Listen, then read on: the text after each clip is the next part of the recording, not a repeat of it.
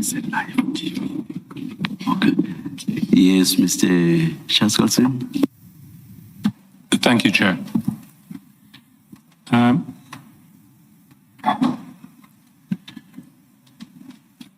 Mr. Nkosi, I want to turn now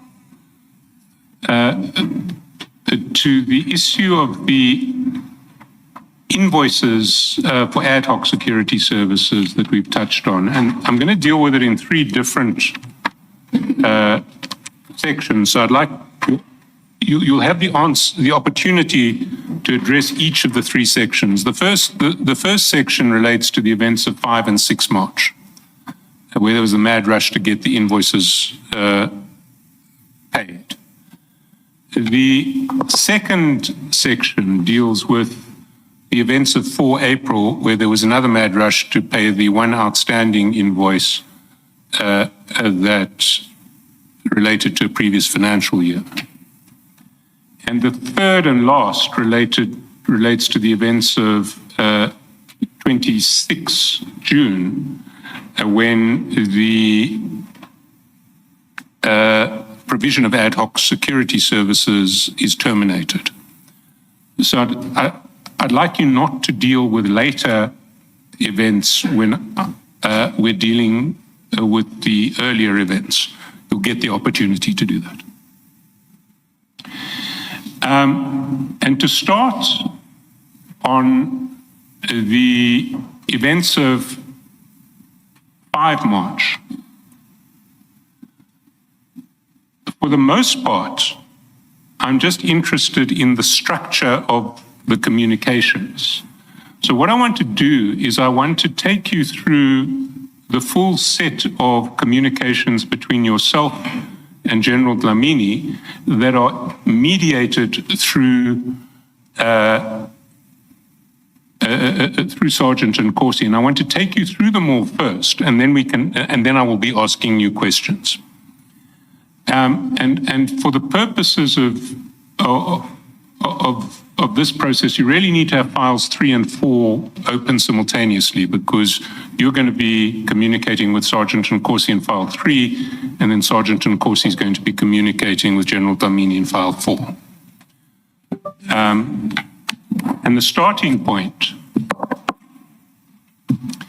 I suppose the starting point is the version in your statement, which you address at page 31 of your statement. So before we get to the file, to the actual chats, let's look at what you say in the statement.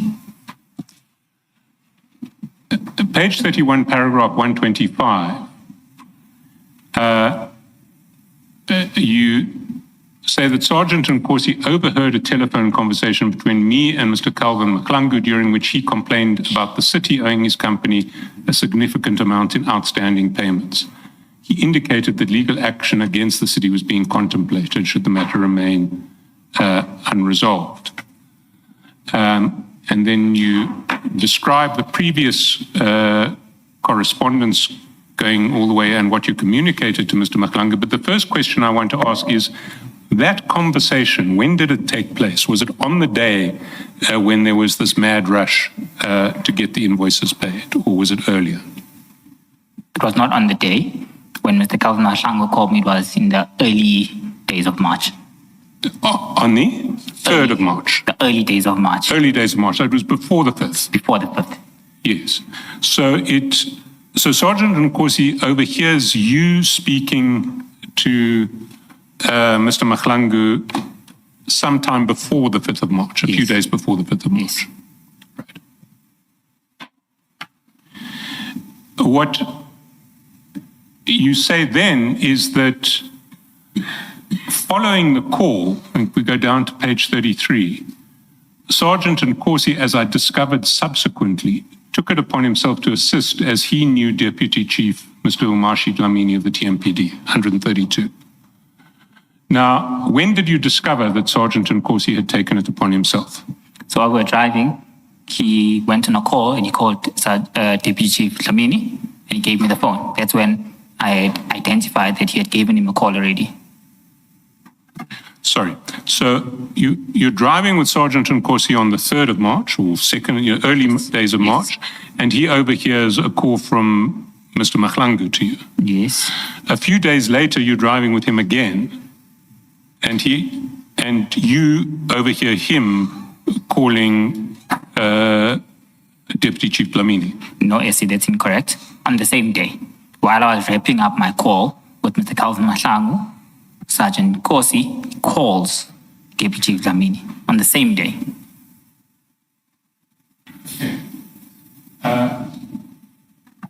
So when you say in 132 following the call, Sergeant Nkosi clearly, as I discovered subsequently, took it upon himself to assist as he knew Deputy Chief. But in fact, you didn't discover this subsequently, you discovered it on the same day. Yes, it was subsequent my call with Mr. Calvin Mahlangu. It was on the same day. Subsequently does not mean another day, Essie. Yes, but you say, as I discovered subsequently. There was no discovery. It was happening right in front of your eyes. Years in this case. It was happening while I was concluding on my phone as well. So I wasn't really concentrating on what he was doing. I was concentrating on wrapping up what I was doing. Okay, so while you're speaking to Mr. Mahlangu, Sergeant Nkosi is speaking to Deputy Chief Dlamini. Yes. And that's on the 2nd or 3rd of March, a few days before the 5th. Yes. Now, what we then see is the texts which start on page 141 in file 3 and at the same time have page 503 open on, well, it will be 427 and 503 as we jump through file 4. So on the 5th of March, towards the foot of page 141 at 9:38, you message Sergeant Nkosi saying, "Is the general winning?" Yes. Now, this is at least 2 days after you have had the call from Mr. Mahlangu. Yes. And you understand what the issue is. Yes. Now, you're asking Sergeant Nkosi, is the general winning? So you know he is engaging with the general. Yes. How did you know that? On the day when he called Deputy Chief Dlamini, he handed me the phone. I spoke to the Deputy Chief Dlamini. I expressed to him the concerns on the call that I just received. He said he was not aware of this matter. However, he will look into it accordingly. Then I requested you will then give advice, and the call ended. But this is a Tshwane matter, is it not? The Tshwane matter is. And when you ask General Deputy Chief Dlamini to give advice, presumably he gives advice to you as the CFO. Yes. So why is Sergeant Nkosi staying involved in this 2 days later? So at this point, after the call had been made, Sergeant Nkosi was already involved. So from my perspective, it was convenient for him, taking into account that I was busy with other strategic matters as well. So one operational matter off my table would be easier for me to focus on the strategic nature of my job. In hindsight, I did admit that at this point, I should have requested for the contact details of Deputy Chief Dlamini. So you effectively used Sergeant Nkosi as your representative in dealing with Deputy Chief Dlamini on this issue on the 5th of March? Because he was already involved and I knew they were close to each other, I asked him for feedback. I wasn't necessarily using him as an official representative. That's too formal, and it's as if I was formalizing this. It was still informal in nature. I took advantage of the convenience for me because I could then focus on other essential work that I was to do. So this was just an issue of convenience. Sergeant Nkosi was offering to do part of your job at the city. It was an issue of convenience, but this is not Sergeant Nkosi doing part of my job. Well, what is he doing? He's coordinating a message between myself and Deputy Chief Dlamini. But why can't you just deal with Chief Dlamini directly? As I alluded to, in hindsight, I should have done that. And that's the point where I should have obtained his contact details. I would have then dealt with him directly. Unfortunately, at this point in time, I didn't do that. And I took advantage of the convenience that I'm alluding to now. Can I just ask, sorry, Mr. Chaskalson, I might have missed what you said, Mr. Nkosi. You, before you sent this message, is the general winning, between this and when you received the call from Calvin Mahlangu in the car, did you speak to General Dlamini about this at all? In fact, me bringing up this as a reminder, I had received a call from Mr. Mahlangu again in the morning. It was the 5th. He had called me earlier in March. There was presumably nothing that was proceeding. He called me in the morning. Hence, I requested Sergeant Nkosi, the general winning. What prompted me to send this message was me receiving a call from the service provider requesting for feedback. Yes, my question was, did you speak to General Dlamini? So you got the first call from Mr. Mahlangu, you say, the very first time he calls you. Yes. My question is, after you got that call and before you asked Sergeant Nkosi whether the general is winning, in that intervening period, did you speak to General Dlamini about this inquiry from Mahlangu? Yes, Sergeant Nkosi handed me the phone. While we were driving, just as I was about to conclude my discussions with Mr. Calvin Mahlangu, Sergeant Nkosi was already phoning the deputy chief. At that point, he gave me his phone and I spoke to the deputy chief. I see. Thank you. Can you just clarify this afternoon, Mr. Mnisi? You just said a few minutes ago, Sergeant Nkosi getting involved was one operational issue off your table. Yes. What does that mean? Have you delegated an operational issue to Sergeant Nkosi? No, I have not delegated. So what do you mean when you say him getting involved is one operational issue off your table? Because it suggests to me it's an operational issue you had to deal with, but now Sergeant Nkosi was dealing with it. Correct? So what I mean, and I said, it was convenience. The only reason I asked Sergeant Nkosi to send the communications to the Deputy Dlamini was an element of convenience for me. In hindsight, I would have done that directly with the Deputy Chief Dlamini. I was not delegating anything to Sergeant Nkosi. He's not an official of the city. He can't in no way have any delegations to deal with any matters.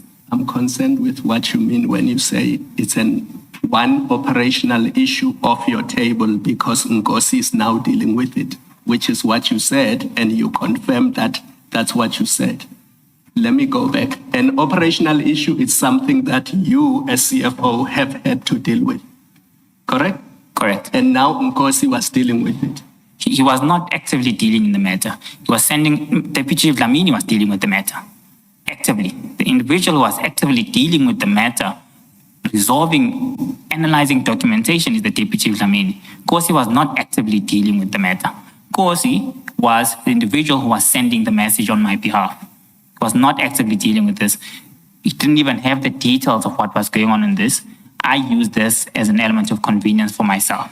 So he was inactively dealing with the matter because you deliberately chose the word actively. Are you saying he was inactively dealing with the matter? I'll say he was, but not on delegation as a means of convenience. Thank you. That convenience, Mr. Mnisi, you accept you would have been dealing with it otherwise. So you would have been communicating with General Dlamini if Nkosi had not inserted himself or been inserted by you to be the go-between. In hindsight, I accept that. Okay, thank you. But I'm still not really understanding why it's convenient. If you deal with it yourself, you speak to General Dlamini or Deputy Chief Dlamini, you tell him what needs to be done, he comes back to you. This way, what happens is you speak to Sergeant Nkosi. Sergeant Nkosi then conveys your message to Deputy Chief Dlamini. Deputy Chief Dlamini responds to Sergeant Nkosi. Sergeant Nkosi then conveys Deputy Chief Dlamini's message to you. What's convenient about that process? Like I said, ideally I should have got the contact details of the deputy chief. I didn't have his details at this point in time. He didn't have my details as well, obviously. But even if you look at what Sergeant Nkosi was doing, was just sending those messages verbatim as they were. So it was convenient for me because the matter was being attended to.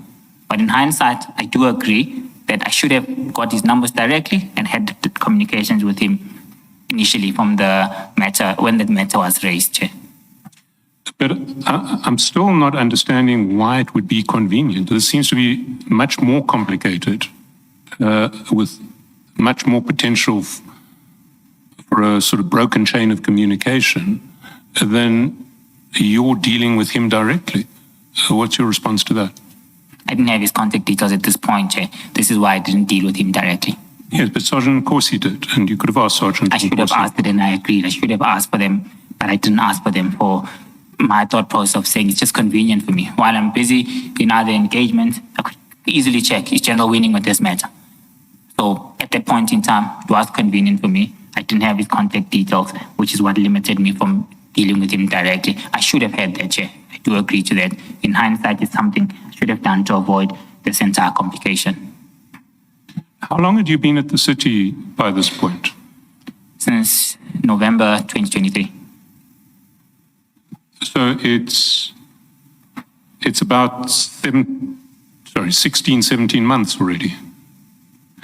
And you didn't have the contact details of the deputy head of the TMPD? No. I normally engage the chief of police. And you don't have a central directory available for senior executives at Tshwane? That gives cell phone numbers, no. You do not have administrative staff in your office, We do have. so you have a PA. I do have a PA. And you didn't think the PA should deal with this and communicate with the general with General Dlamini instead of an outsider who's really a member of the public for all intents and purposes.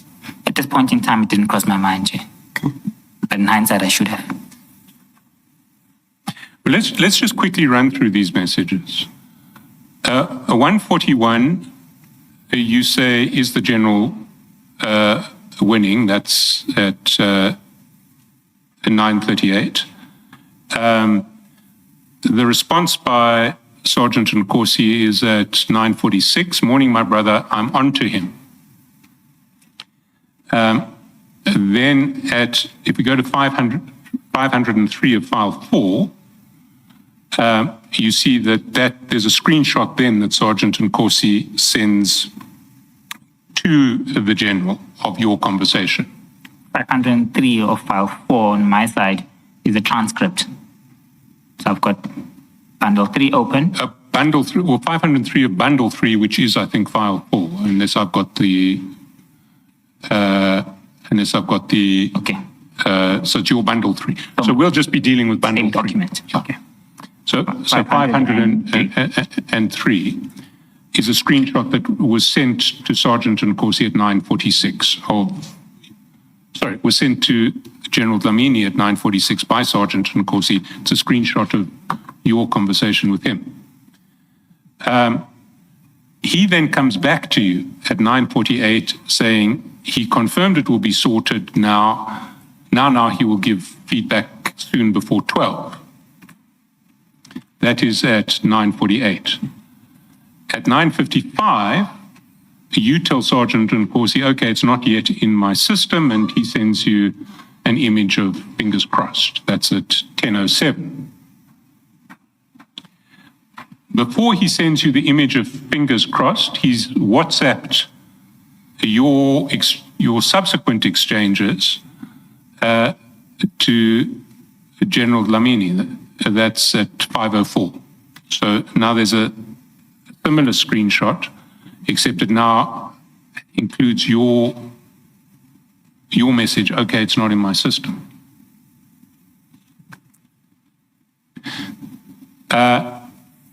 Back to 143, and Sergeant Nkosi tells you that the general said he won't disappoint. You say to him, thanks, Mfowethu, at 10:11. And then at 12:20, and for this we've got to go to 427, General Dlamini sends him a message. That's page 427, 12:20. Morning, Captain. Please confirm for Mfowethu Ukuthi I am processing the issue, and I have spoken to Kane and Vusi also to increase the target value as the amount is a bit higher, and as soon as all of them are released, I will let you know for his intervention to ensure that Tommy makes payment urgently. Now, Kane, we've learned is Kane Mpofu, who is in the procurement department of Tshwane. Vusi, who is Vusi? He's an official of the city within procurement as well. Also within procurement. Yes. And Tommy, I think you mentioned earlier, was in charge of payments. In your department. In Treasury. In Treasury. Yes. Are you Still within Group Financial Services. Yeah. So he's under you, Tommy. He's under me. Yes. Yeah. Now, what does he mean? Increase the target value. So budget is made available to departments either monthly or quarterly. So at this point in time, the budget that was made available for TMPD and Watchman services had depleted for the quarter in question. So they needed to make a motivation in order to increase the target amount based on whatever motivation they would bring on board. So in terms of increasing the target value, it was saying of the approved budget, less makeable funds up until the end of the month available in order to process these invoices. And what would be involved in increasing the target value? Who has to authorize the increase of target value? It's a delegated function that is delegated to the divisional heads in supply chain management and the procurement. So it would have been Kane as well as Vusi. And so what this does is it says, although your budget says you can spend this amount this quarter, are we going to adjust the budget upwards? No, we're going to, we're going to make monies available up until end of the month. The budget is approved. We're not increasing the thresholds of the budget. We are not making any additional funds available. It's just increasing what could be committed at this stage on the funds that are already allocated and assigned to TMPD for the full financial year. So we've got a monthly guideline, as it were, or a monthly informal limit as to what you can spend under each budget line item. Yes. We're going to bump that one up. Yes.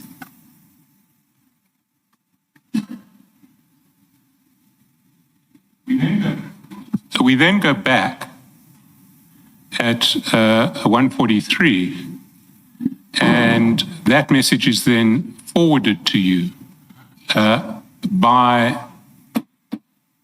Sergeant Nkosi at 12:52. So it comes at 12:20. It only gets to you at 12:52, more than half an hour later, and you respond immediately at 12:56. Thanks, Mfowethu. Thanks. Can I just pause there? What we're seeing in this example is how the allegedly convenient mechanism that you're using to address this this situation actually results in delays in your getting the information that you would otherwise get.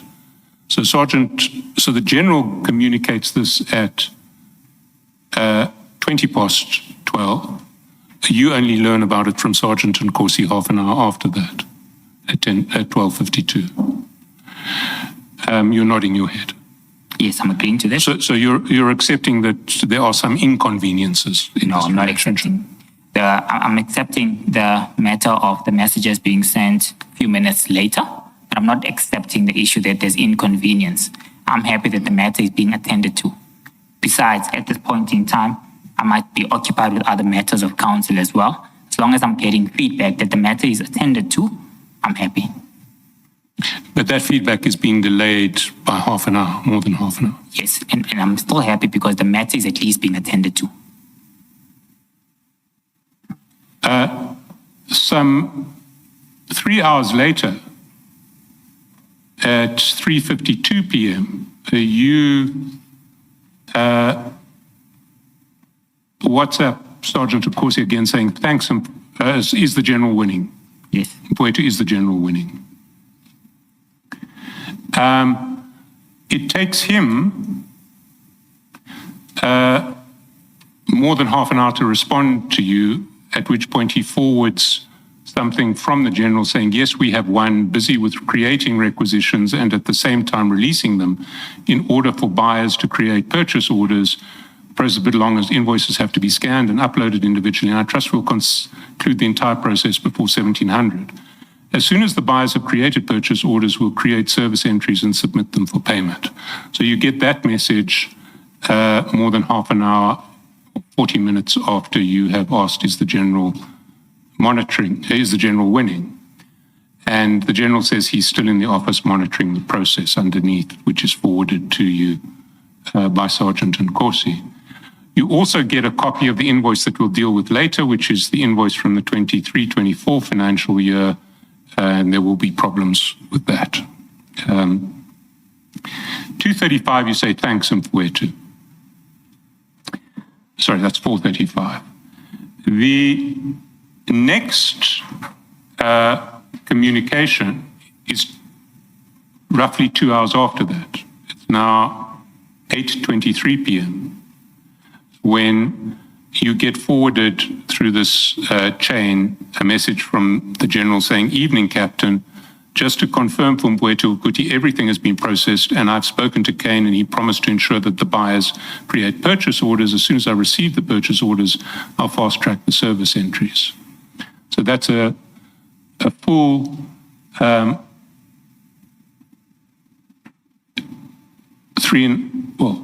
almost 4 hours later that you get that message, and then you say, thank you, Mfowethu, much appreciated. Let's push to finalize everything tomorrow so we can pay those guys before Friday. And on it goes until after 11, until the next morning. Your last exchange with Sergeant Nkosi is on that day is at 11:24 p.m., a call at 11:24 p.m. And the next morning you hear from, you message Sergeant Nkosi saying, please extend my gratitude to the general. He has delivered. Purchase orders as per the request have been approved. See you later. That's at 11:32 the next day.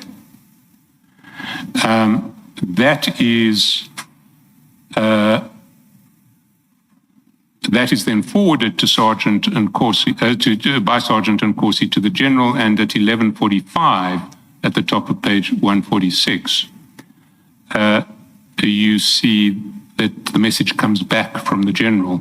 Morning, Captain, I can see that Mfowethu is happy and we are also grateful that we have assisted. So over these 24 hours, through Sergeant Nkosi's intervention, you've managed to have a conversation with the general that has resulted in these invoices being paid. Yes. Your version is that you just used Sergeant Nkosi because it was convenient. Maybe just to make a quick correction, not invoices paid, purchase orders processed. Purchase orders processed, sorry. I accept that. Your version is that you use Sergeant Nkosi because that is convenient. It was easy for me, Chair, and I needed to ensure that the matter is being dealt with, and it was being dealt with. But in the process, what you've effectively done is you've taken an outsider to the city and you've involved him in communications relating to city payment processes. He had involved himself, Chair. What I should have done, which I've conceded, was that I should have, at the point where he involved himself and called the Deputy Chief, requested for those contact details, which was a flaw on my side on that matter.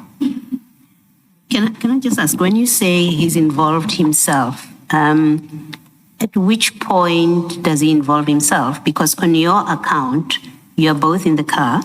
He overhears the Mahlangu conversation. He speaks to General Dlamini in your presence, and you become aware of that because you're all in the same car. And then a few days later, 2-3 days later, you ask him, is the general winning? So there is an unexplained gap of his involvement before you ask him, is the general winning? So when you say he had involved himself already before you asked, is the general winning, what did you know about his involvement? Other than what happened in the car when you were together, what did you know about his continuing involvement in this? And how did you know? So firstly, Commissioner, I didn't ask him to phone Deputy Chief Dlamini when we were in the car. He took it upon himself to call him. Once he had made that call, of course, I had a discussion or interaction with the Deputy Chief Dlamini in terms of the matter that we were facing. On that phone call concluding, we concluded on the basis that I'll get feedback. And then Sergeant Nkosi, of course, took it upon himself to be the one to give that feedback. When you say Sergeant Nkosi was already involved, you mean only that he called while you were both in the vehicle?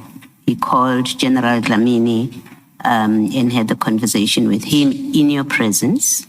Is that all you're referring to?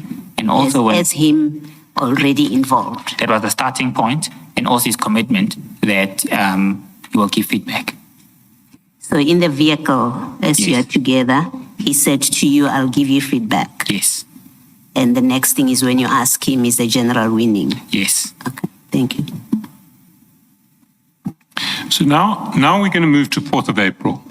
And as I understand it, all of the invoices other than that 23-24 financial year invoice had been resolved by the earlier process. I agree with you. On the 4th of April, at page 443, you'll see that at 2:59:37 p.m., chat number 2. 443. 443.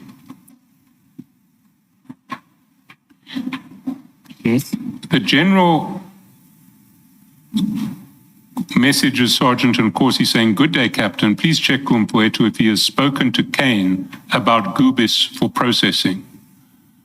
He just called me to say Kumpuetu has given a go-ahead." What was that about?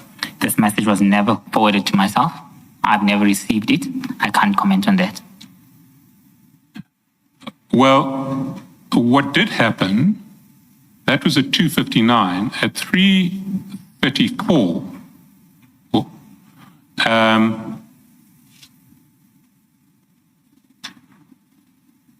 there are a succession of calls between yourself and Sergeant Nkosi. They start on page 187. Okay, 187. And if you see, start with message time 1:34:25, then 1:34:34, then 1:34:39, call back from Sergeant Nkosi. And then at 1:34:41, you message, "I need General quickly." Why would you have needed the General quickly at this point? I think this is when, by the telephonic discussions that we were having, he was giving me feedback that there is a perception that I have given a go-ahead, if I recall correctly. So I needed to clarify that I have not given any go-ahead. The necessary processes in terms of approving ex post facto invoices must be followed. So I needed to explain this to the Deputy Chief directly. So you hadn't authorized payment of this previous financial year's invoice? No, I couldn't. It's beyond my powers. I had not done that. And what the General understood Kane to have reported was wrong. Clearly. And you needed to communicate that to the General. Exactly. And you then get from Sergeant Nkosi the General's contact details. Yes. Did you then call the General? I think I might have given him a call to explain this matter and to try and put the matter to rest.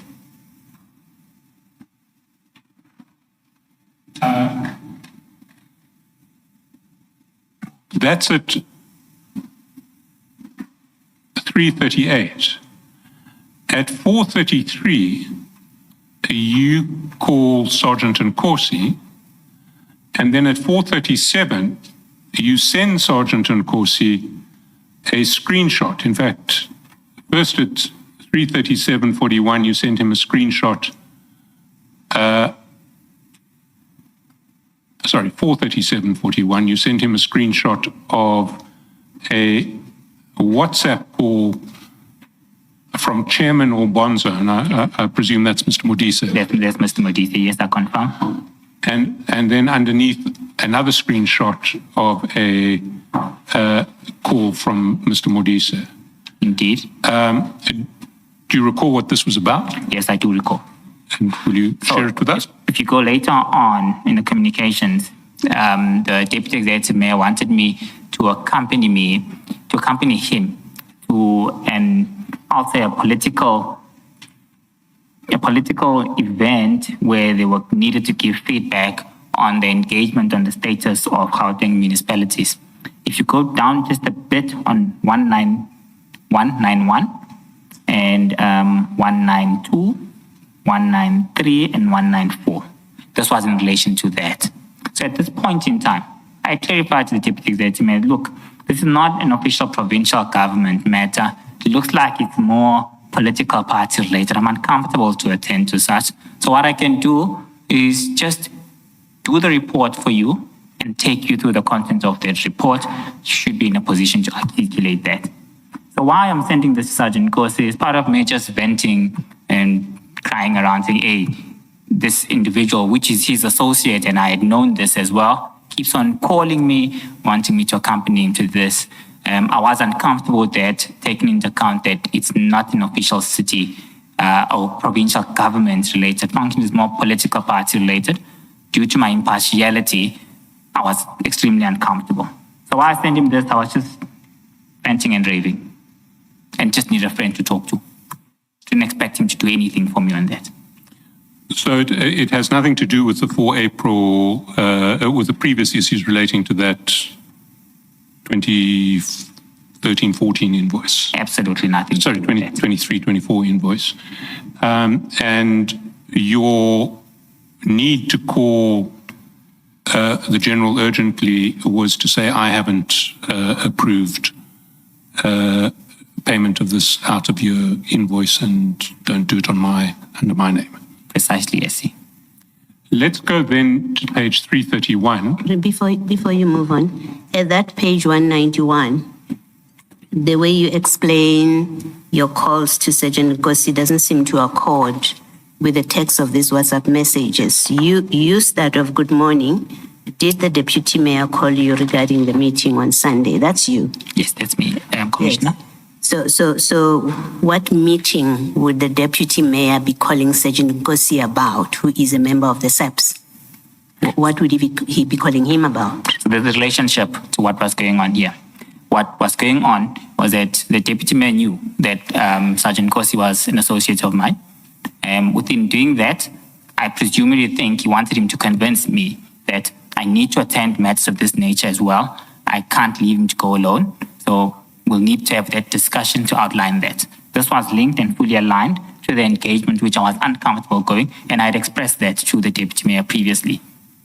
And then in the next text, you say, I told them that I can't get hold of you. Yes. You say you told Nkosi, you're telling Nkosi here that you told the deputy mayor that you can't get hold of Nkosi. Yes. Why would that be an issue that between you and the deputy mayor that you can't get hold of Nkosi? Sorry. He had said to me that in the meeting, I need to bring him. And I said, no, that you need what? That I need to bring Sergeant Nkosi, I think. So the purpose of me saying this was that I told him I can't get hold of you. He must call you himself. I don't want to get involved. I told them I can't get hold of you. So if he needs you to come to this meeting where I must be convinced to sort of engage in the political party related engagement, he must call you himself. So I was expressing to Sergeant Nkosi that he said he's going to call you. I said I'm not getting involved. So did he call you? I was asking out of interest. So the deputy mayor invites you, the Yes. CFO of the city, to Yes. come to a meeting on Sunday. Yes. And what does he say about Sergeant Nkosi when he invites you to a meeting? We already had a discussion and I already indicated to him that I'm uncomfortable. Yes. So he didn't express that, but I presumed that maybe he wants Sergeant Nkosi to try and convince me that I need to support him in all aspects. That if I don't attend this, I'm not supporting him, and it's part and parcel of my job, maybe. But that's what the context of this discussion was about, Commissioner. So he said to you, I'm going to call Nkosi. Yeah. I'm trying to make sense of these texts because you then also go on to say, I told them that I can't get hold of you, as if the deputy mayor sent you to get hold of Sergeant Nkosi. It was both instances. Said, I couldn't get hold of him, you try to get hold of him. I said, oh, I also can't get hold of him. Okay, I still don't understand, but I guess I'll leave it there. Thank you. Maybe Mr. Chaskalson, before you move off too far, you moved too fast ahead for me. Can we go back to page 143? This is where, in that WhatsApp message, where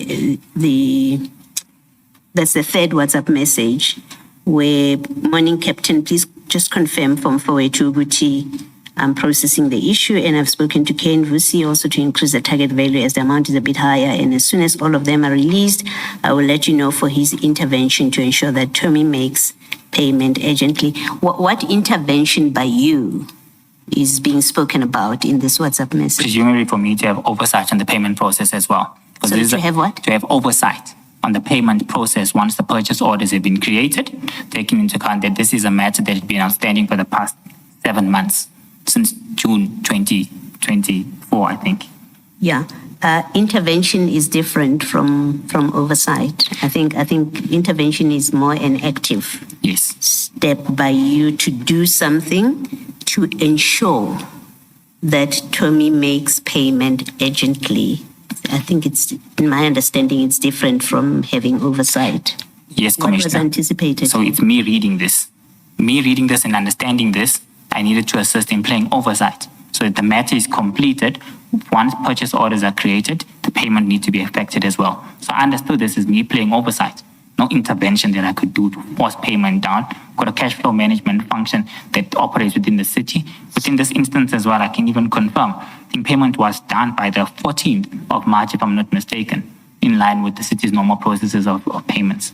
So I read this as a form of me playing oversight in the payment process. As oversight as inactive, just watching and making sure it's being done. No, watching and ensuring that it's done. Playing oversight so that this does not fall through the cracks again. Yes.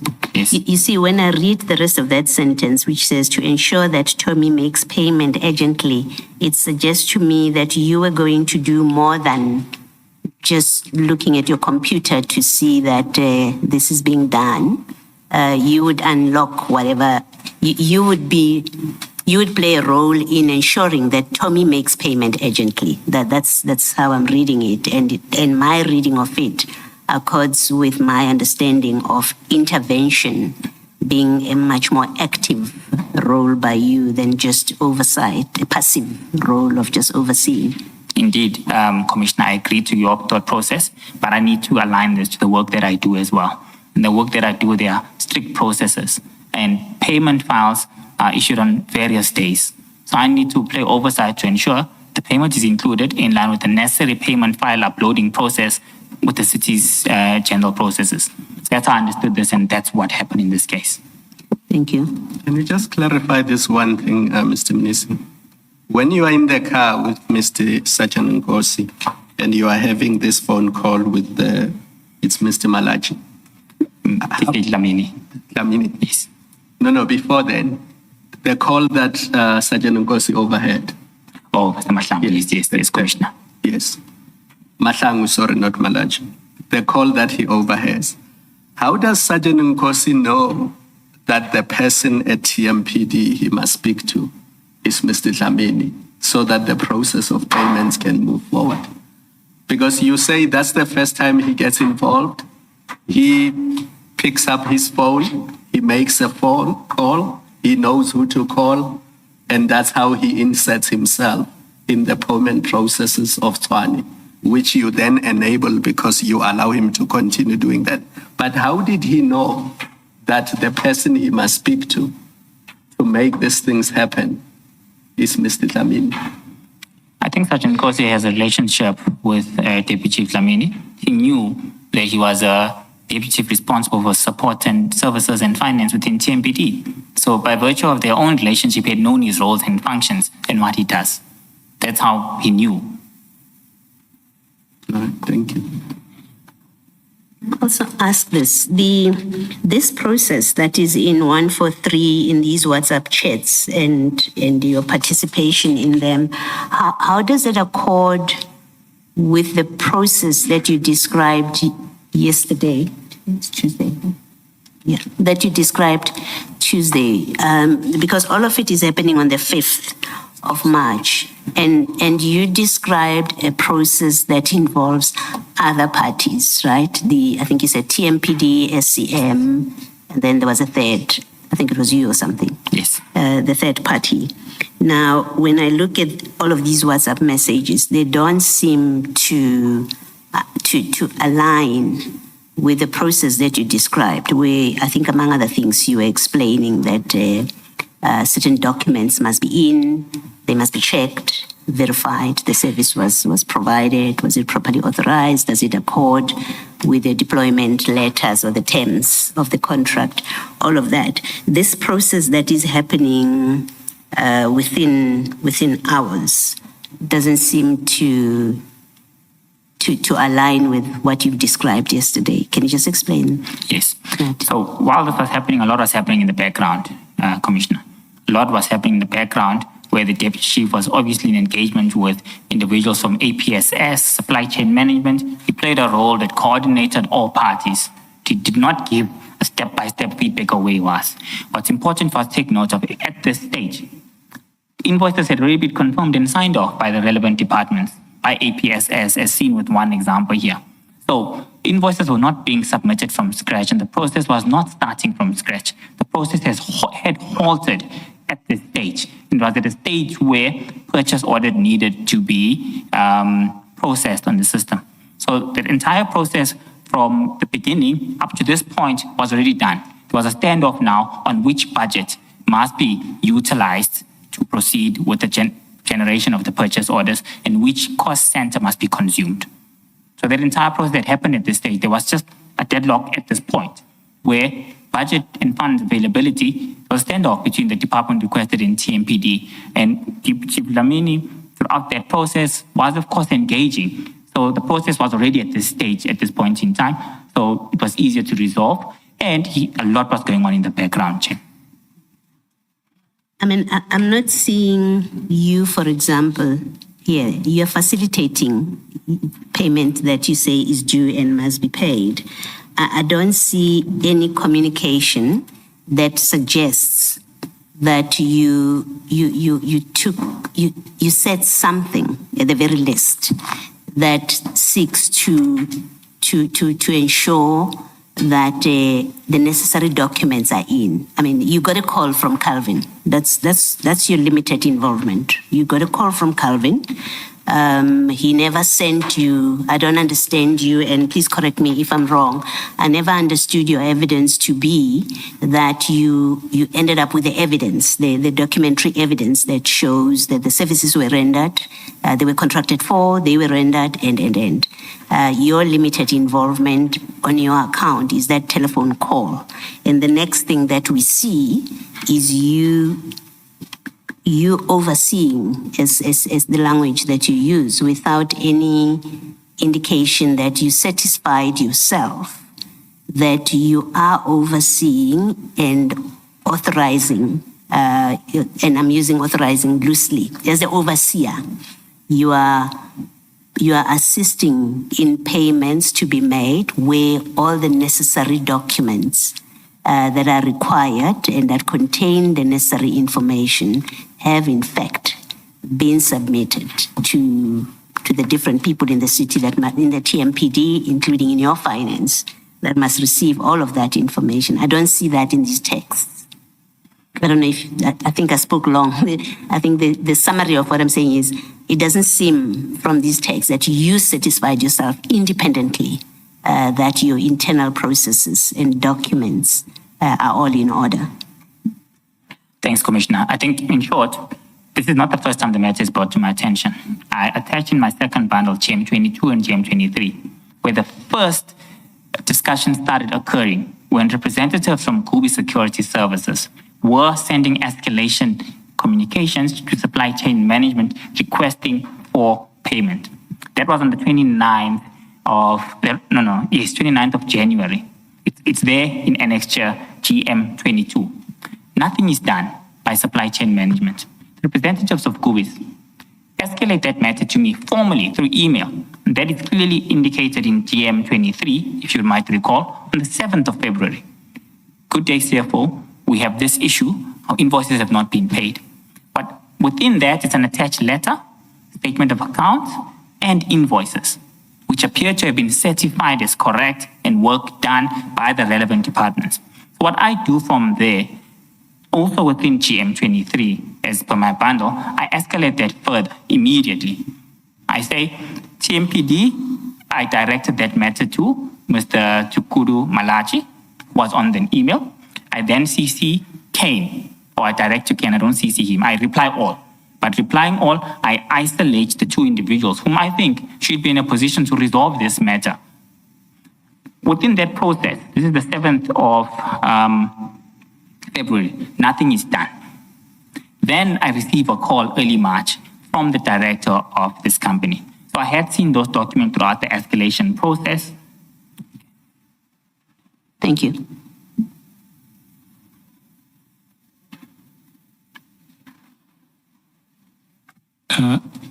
Can we then deal with the events of 26 June?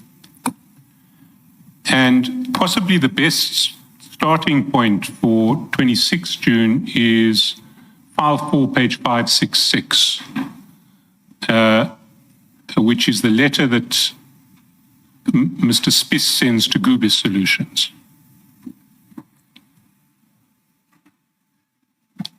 And there you'll see that Mr. Spiss writes a letter that is dated 24 June.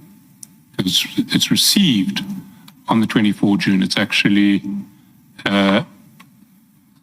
signed for on the as received on the 24 June. It says stoppage of ad hoc security services which have not been approved in terms of any written process. It says, kindly take note that all the sites mentioned on the attached Annexure A were identified by the TMPD as sites belonging to the Department of Water, on which ad hoc security services are being rendered without any approval based on written process. Therefore, the Tshwane Metro Police Department has taken a decision to stop these services with effect from 1 July. To this effect, you are hereby requested not to continue deploying security on all of these sites listed on Annexure A. And that is received on the 24th of June, and it is forwarded by you to Sergeant Nkosi on the 26th of June, and that is at page 331.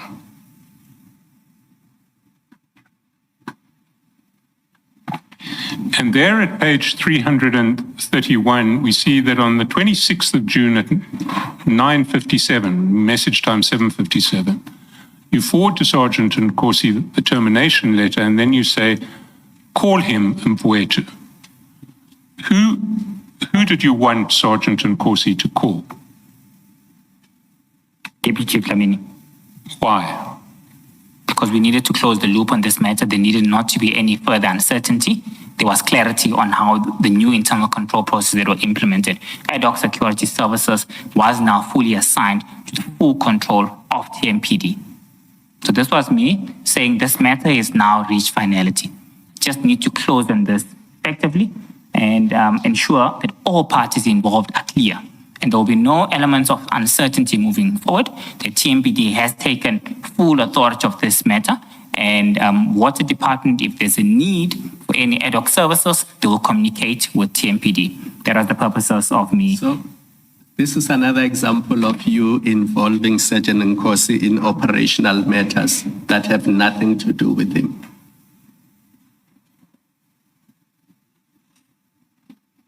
Mr. Mnisi, this is another example of you involving Sergeant Nkosi in operational TMPD matters that have nothing to do with him. Is that correct?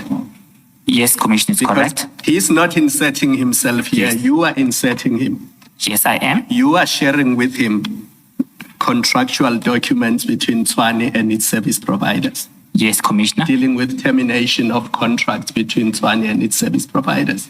I agree with you, And you Commissioner. consider that appropriate? No, Commissioner. However, he was already involved in this matter, and this was closing the loop. This No, was no. all in relation to addressing these matters. If you can see further on, Can you not, please? We agreed on this yesterday, that if you answer my question and you want to explain, I will allow you. Okay. And believe me, I won't gag you at all. okay. Apologies, Commissioner. Sergeant Nkosi was involved in the payment issue relating to an invoice. We are now dealing here with termination. And you say he was still involved. How was he involved in the termination of the appointment of Gubis? Please explain that to me. So from my perspective, this was the context of that starting point of that matter, that this matter needs to cease. And if you look at the next chat, okay, No, I I do don't ask wanna for go- Dlamini's number, DC Dlamini's number. I don't And want to go to the next chat. I'm Okay. asking you, how was he involved in the issue of the termination? from my perspective, it was still around the same topic. When we are discussing it now, it does provide a perception that it's two separate events. But in my mind, Chair, this was closing the loop on this matter indefinitely, that we'll no longer have any issues of this nature. And I wanted to communicate this with the Deputy Dlamini. Remember that it is Commissioner Spies who takes the decision. It's a committee which sat, and I was part of that. Within that, there was a discussion with Water Services. Deputy Chief Spies was assigned to ensure that he runs with the process moving forward, because this function was now fully delegated to him, and there's no uncertainty any further. Let me tell you, because Deputy Spies has given evidence before this commission. He says on the 12th of March, he gave an instruction to Mr. Malachi to terminate this ad hoc appointments the following morning, the 13th of March. Mr. Malachi did not comply with that instruction because he said the instruction had to be in writing. And when Deputy Spies realized that Mr. Malachi was stalling with these terminations, following an investigation which led to Mr. Malachi's suspension around the same period, he then wrote the letter terminating the services. And that's his evidence, which Mr. Malachi came here, although he disputed the issue of the insubordination, he admitted that that is the sequence. Now, was Sergeant Nkosi part of the committee discussions to terminate the appointment of Gubis? No, Sergeant Nkosi was not part of that. So he was not part of that. Now, this letter deals with that termination. Yes. So when you say he was involved, not in the one invoice from 2024, the termination in June 2025, how was he involved? From the context of my discussion and how I'm responding to you, Commissioner, is that this was closing the loop and closing this matter. Yes, it might seem like it's two separate events, but from my perspective, it was around, it was for the same incident that he was involved in terms of ad hoc services. It was for the same instance of the same company that we're dealing with here. So I assumed at that point in time that it was closing the loop. And in fact, what I should have done was ask for the number first, because I asked for the number afterwards. And it's a hindsight that I've done. Because immediately after that, I asked him for the details because I realized it. I should communicate directly. Presumably I had forgotten that I already asked for his details, or I hadn't saved these details from earlier on, but I do ask for his details and he does send it to me. And I then have further communications directly with the Deputy Chief. Mr. Minister, I have a different issue with this. That the date of this letter received is 24 June 2025.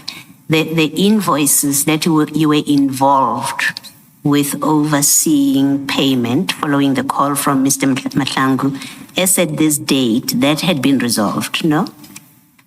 It had been resolved, except just for the ex post facto invoice. Yes, so when you say if those invoices were resolved and there's only the ex post facto invoice, which according to your evidence was something above your grade, it was not for you to resolve the ex post facto invoice. At this point, there's no outstanding invoice issues that require the closing of the loop. So what loop are you talking about closing at this point? I agree with you, Commissioner, as I have agreed with Commissioner Kumalo. Reason being, I'm saying that it was for the same services, being ad hoc, it was for the same company involved. In my mind, I assume that it's closing the loop for this matter indefinitely, so there's no longer the confusion. But I am agreeing that in hindsight, it does look like these are two separate complete events. But It doesn't look like they are completely separate things. In hindsight, they are separate events. But when I looked at this matter at that point in time, it was one event, and I was closing the loophole indefinitely on the matter. So I do agree with both yourself and with Commissioner Kumalo. What is there for you to discuss with General Dlamini, and why, when his superior, Spies, has written this kind of letter? You say there was a committee meeting, you were party to that, Spies was in that meeting. So the executive has met, some level of senior management has met and made a collective decision. Spies, Commissioner Spies writes that letter to Goobies. What business do you have talking to his junior, General Dlamini, about this matter to close whatever loop you say you're closing when the head has communicated to a service provider? What are you discussing that you should be discussing with Spies, in fact? Okay. Firstly, Commissioner, it's not his junior, they're equals. They're both deputy chiefs. They're both deputy chiefs and they're equals with separate responsibilities. Okay, accept that, yeah. The responsibilities of Deputy Chief Spies is APSS. The responsibilities of DC Dlamini is support services and finance matters. For me, communicating with him is be aware of this, ensure that you guard against this. That if anything of this nature comes up, you know how to deal with it. You can't entertain this moving forward. There can't be confusion that we had seen. We had seen earlier on, there was confusion where individuals were saying, Umfoito will deal with this. He has committed. I needed to engage him directly to make that matter certain. Was it not for Spies to communicate that with him? I mean, the matter is now with Commissioner Spies, according to you. You tell us that he was delegated now to deal with the matter. Why are you inserting yourself on the termination issue, which is not anything you have discussed with Dlamini previously? It's coming up for the first time with this letter where Spies has been delegated to deal with this matter, and you are aware that Commissioner Spies is the one that's dealing with the matter. Why are you inserting yourself to discuss this with General Dlamini? So this is part of my role. I need to ensure that all parties understand fully.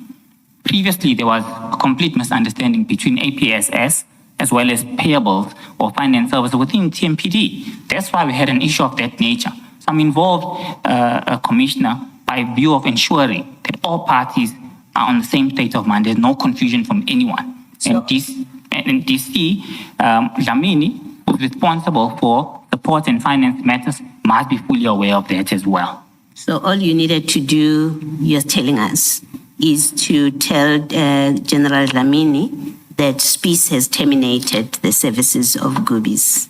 Yes. The user, because the way we've understood it, there's the client and the TMPD has got a role. I think you said it's the user.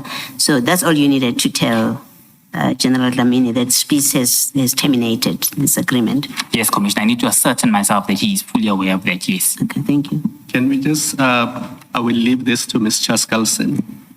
Do you remember offhand what your contract of employment says about confidentiality? Offhand? Yeah. I know there is a clause. I don't want to force you. If you don't remember, you can just say, I can't recite it. I can't recite it, And we don't have it in the bundles, am I correct?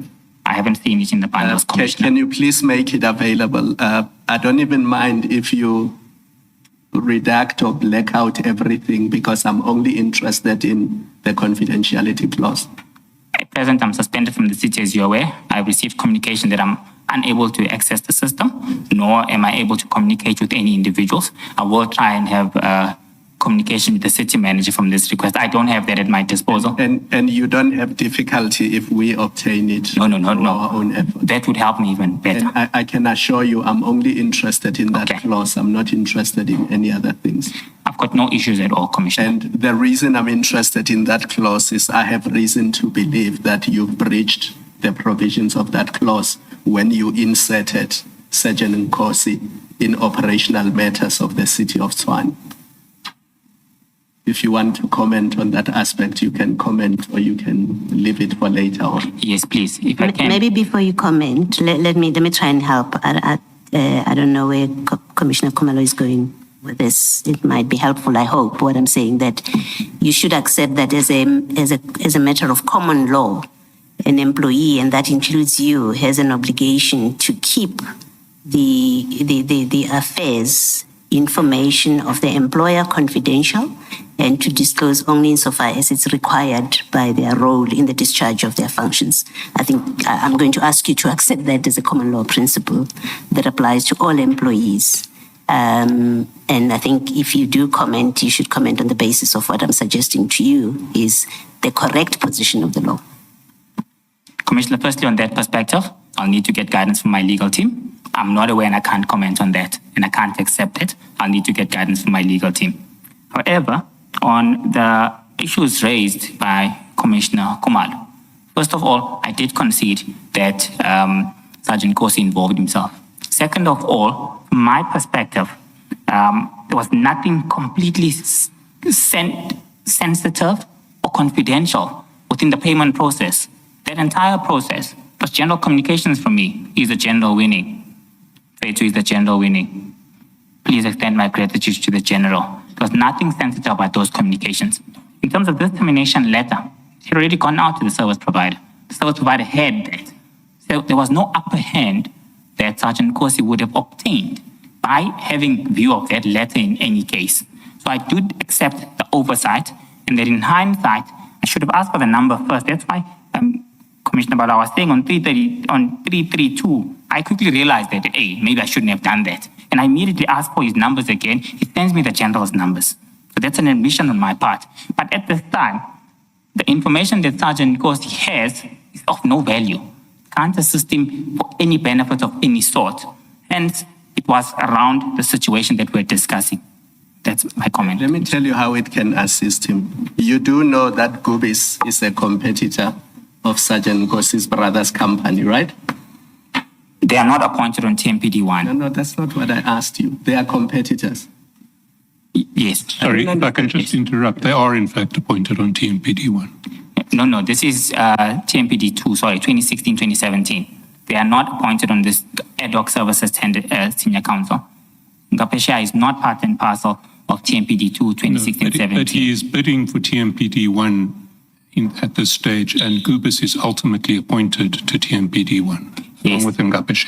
Yes, I agree with that. But on this particular tender, I would like us to treat them in isolation. They are competitors, they do bid, but on this particular one, they're not competitors. The other one has not been appointed by the city. I did not ask you about Tshwane tenders. All I said to you was you do know that Gubis is a competitor of Sergeant Nkosi's brother's company. I am aware. And any document that belongs to Gubis, such as an invoice or letters of termination, will show what rates Gubis charges for its services, right? Not the termination letter, I'm but talking any about invoice, yes. The 2024-2025 invoice we talked about. Yes. Now, why is Sergeant Nkosi entitled to see what his brother's competitor's company is charging? Because you said so yourself, they are bidding for tenders in Mpumalanga, which you said was that tender you were assisting with in April. So,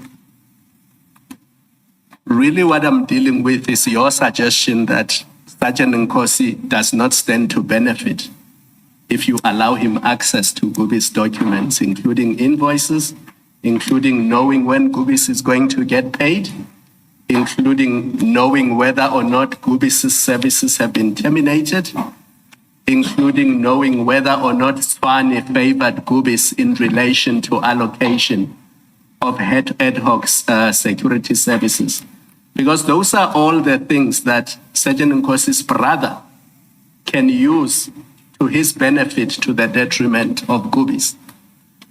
And it troubles me that you don't see anything wrong with that, because you say by sharing all these things with Sergeant Nkosi, he will not benefit. It is of no use to him.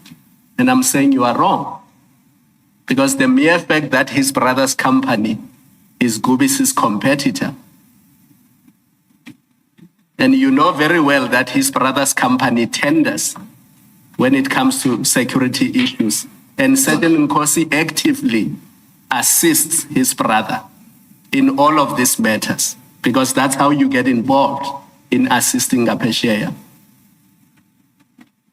So you must know that all this information is of benefit to Ngapesheya. So I don't understand when you say he will not benefit. Do you want to comment? Yes, I do, please, Commissioner, with your permission. Firstly, I need to focus on documents that I share, and I shared this termination letter. It's the only sensitive document which I'm of the view that it is of no value to him. Why I'm saying that the termination letter contains nothing in terms of rates, pricing, or anything that could benefit Ngapesheya.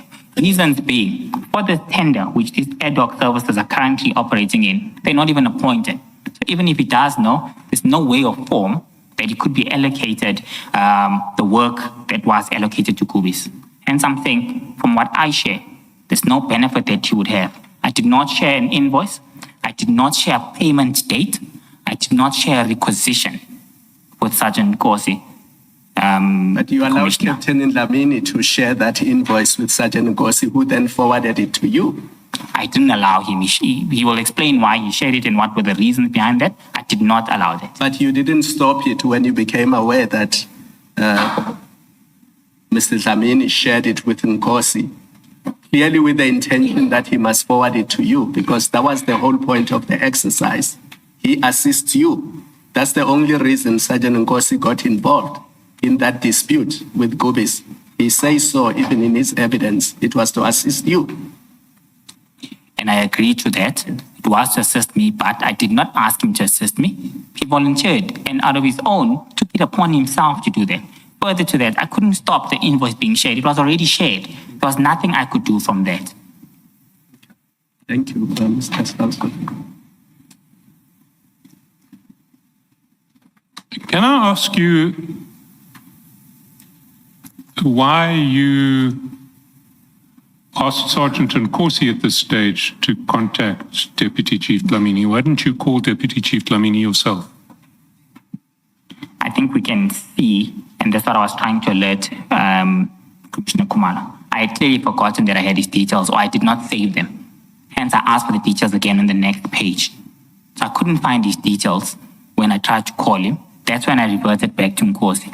However, I further on the next page asked him for those contact details, which he sends them to me. And I communicate directly with the Deputy Chief. Why wouldn't you have saved the details on the 4th of April when Sergeant Nkosi gave them to you then? I have no reason why. I probably just called him from there and didn't save the contact number. I should have done that, but I didn't do that. Was it possibly because you were quite happy to use Sergeant Nkosi as your go-between in relation to Deputy Chief Dlamini? Not for all matters.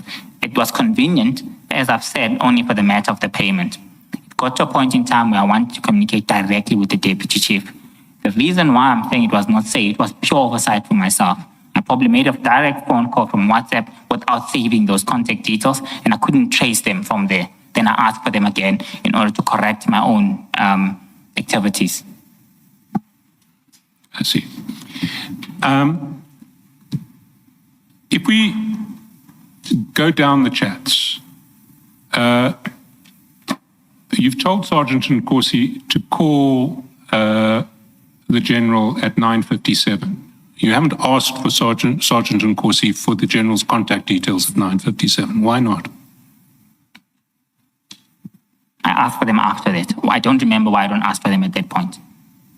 Why is your starting point to ask Sergeant Nkosi to be your go-between as opposed to getting the contact details so that you can deal with the General directly? So I think from my perspective, as I was stating to the Commission, that this was still a matter that I was relating to from my context to the ad hoc services, one. Secondly, to the issue of Kubis.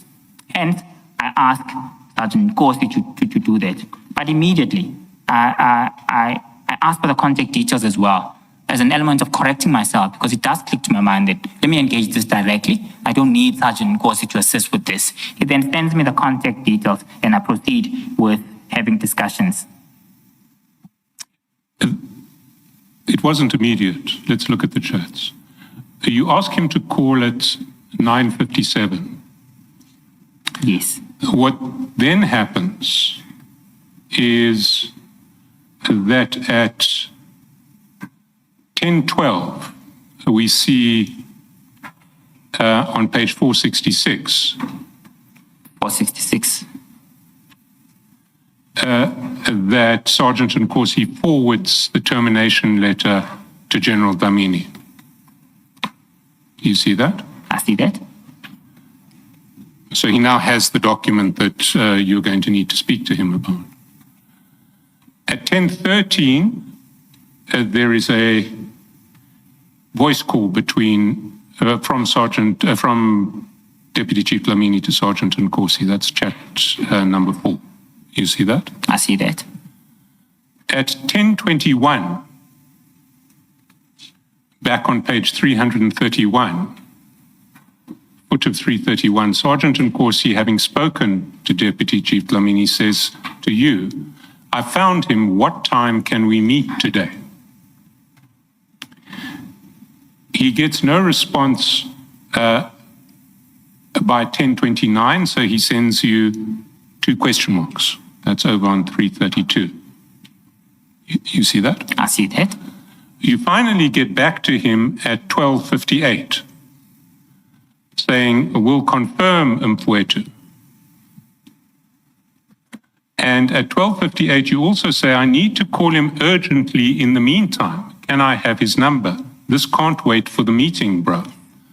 So why, by 12:58, was it urgent for you to speak to General Dlamini, but by 8:57, approximately 4 hours previously, 9:57, 3 hours previously, it wasn't urgent? I think this was me realizing that I should have asked for his numbers in the first place. So it was urgent for me to have a direct discussion with the General in reference to being on the same state of mind in terms of the termination letter. I was, in short, correcting my own actions of sending that to Sergeant Nkosi by saying I need to have this discussion with him on my own. Please send me his numbers. I need those numbers now. You're going to meet with him later that day. That's what Sergeant Nkosi has arranged for you, at your request. Yes. What is so urgent that can't wait for the meeting later that day and that requires your immediate communication with Deputy Chief Dlamini? From my perspective, there was no need for a meeting. I could address this over the phone. Hence my urgency in wanting the contact details in order to enable me to have direct communication with the Deputy Chief Dlamini. The context of the discussion was to ensure that everyone is on the same page in terms of the termination of these services, and he himself is aware that in the event he receives any communication of this nature, he did not entertain it. That was the urgency of that matter, and I wanted to close this, and there was no need for a meeting if we ensured that this is done accordingly. I still don't see any urgency. I mean, you could have just said, I can resolve this with a call, send me his number. What was so urgent that you had to speak to him immediately? You'll recall earlier on the escalations and the phone calls and the messages that were received. This was urgent for me because this needed to be resolved. I didn't want a situation of this nature to reoccur. We're sitting at a stage where we are sitting almost the end of the month. Account payables, from my perspective, must be dealt with accordingly. I can't have a dispute of this nature, which will have an impact on the city's books. At this stage, Chair, it's the end of the financial year. It's the end of the financial year. I need to ensure that we commence the process of closing our books, preparing financial statements accordingly. There is no way at this stage that I can afford a dispute from a service provider who claims that no, we still had outstanding invoice at this stage. This was particularly extremely important for me because we're engaging in our closing year-end closing activities.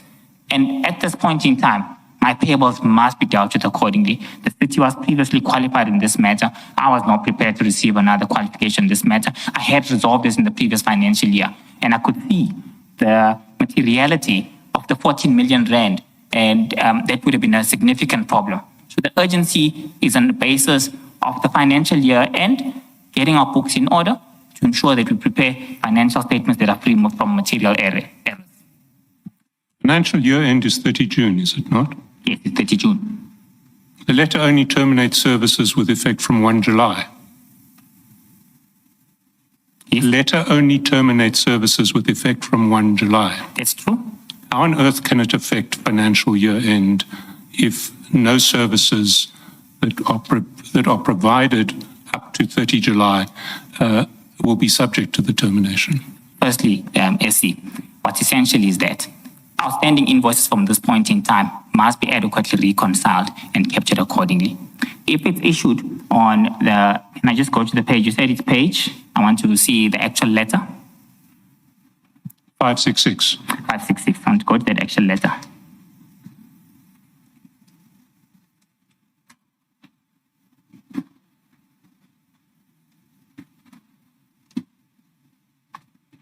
So 566. The letter is issued on the 24th of June, not July. Look at paragraph 3. Yes, but the letter is issued. So the point I'm trying to drive is that reconciliation of invoices must occur at this stage. As the deputy chief responsible for support and finance services, it's his responsibility to ensure full alignment. I wouldn't want to be engaged in a process after year end of dealing with outstanding purchase orders that couldn't have been dealt with at this point in time. So that was extremely urgent from my perspective, SC. Was the purpose of the meeting to get him to put in purchase orders, to ensure that purchase orders and invoices have been put in? Is that what made this urgent? No. The purpose was to ensure that the books are in order, that we don't get a surprise after year end, after financial statements have closed. At this stage, I had received no complaint. It was me being proactive in saying, this is something we might expect. Let us stop the services from the 1st of July. What happened between then and now? Were there any further deployments? How has those been dealt with? Was the budget available? Were purchase orders captured? I wouldn't want a repeat of what we've just faced at the close of the financial year, because at this point, it's something that's outside my control. And submitting financial statements to the AG with such flaws could result in a qualification area. Are you saying the committee that you were part of, which made the decision to terminate, didn't take those factors into account? So that committee took a decision that internal controls around ad hoc services must only be dealt with by TMPD. Yes. So what are you discussing with Lamini? What I'm discussing is that we need to ensure that before year end, for the 30th of June, any outstanding matters in this regard have been resolved. We will not have the leisure of time to make necessary corrections. Did you know for there to be outstanding matters at this point when you are urgently seeking a meeting? In fact, seeking a discussion which can't wait for a meeting. Did you know for there to be any outstanding invoices? No, I didn't know at this point, but we had on previous financial years a massive scramble. I know the history. We've had enough of that, so I don't need you to go back there. I'm asking you a very direct question. You proactively seek out General Lamini, and the context of it is you were in a committee. That committee made a decision that from the 1st of July, we will not be using these services. A termination letter must go out. You tell us that someone was delegated to deal with the matter. Spies is dealing with the matter, right? We understand, I do understand your evidence. Commissioner Spies was tasked to attend to this matter and bring it to order and finality. After that meeting, General Lamini gets a copy of the letter. You are aware of that. You are dealing with Sergeant Nkosi about that same letter. You ask for a meeting with General Lamini, and you're telling us you were proactively seeking to anticipate any disputes about outstanding invoices. I must say it's very strange unless you say, yes, I was aware that there are invoices that may be an issue, and I was dealing with Lamini so that we sort that out. If that's not your account of why you're being proactive about this in the way that you're being here, if that's not your explanation, then it is quite strange to me, at least, that when someone else has been tasked to deal with the matter, you decide you're going to take it on, and you're going to take it on with Lamini instead of leaving it to Spies to deal with. Thanks, Commissioner. I think firstly, I was not aware that DC Lamini had received this letter. And the purposes of me having this urgent request to engage him was purely as a result of me safeguarding the adequacy and correctness of the city's books from a payables perspective. Towards the end of the month, his roles and responsibility is support services and finance matters. I had a responsibility to play in terms of ensuring that he ensures that the component that he deals with his colleagues, Deputy Chief Spies, is dealt with accordingly. It was a highly problematic area. We had seen issues on a regular basis, up to a point where it was even in media. So it was extremely important for me to address this matter. I needed to be proactive because I could foresee that this, if not raised, could come up at year end or a month after we submit financial statements, and I wouldn't be in a position to take on anyone. So proactively, I need to raise concerns and risk areas to respective colleagues. Thank you. And you could not send an email to both Spies and Lamini through proper channels to say, I have these concerns, please address them, make sure this doesn't happen, come financial year. Why do you use back channels that involve Nkosi? Because it raises suspicions to me that an internal matter, the letter is from Spies, you are in possession of it. What's so difficult with you sending an email to Spies and Deputy Commissioner Lamini and say, in the past financial year, we had this issue, make sure that it doesn't arise in the current financial year? Why do you go and fetch Nkosi and give him the letter and say he must arrange meetings with Lamini? Who is your colleague at Tshwane? Yes. Commissioner, I had already considered that I should have asked for his details first. And I do correct myself a few hours afterwards and I get his details. The reason for me addressing this via telephonic mode of communication with Deputy Chief Lamini, it is pure responsibility. It's his responsibility at year end to ensure that finance-related matters from TMPD are dealt with and dealt with accordingly. It's not the normal channel, that's my issue. It's the private cellular phone numbers. I mean, this is a work issue. This is at work. You can use your email at work to send an email to him at work to say, please bear in mind that we had these issues in the past financial year. Make sure that they don't happen again. If you need more clarity, give me a call on my landline in the office, or I call you in the landline in your office. It's the back channels that concern me.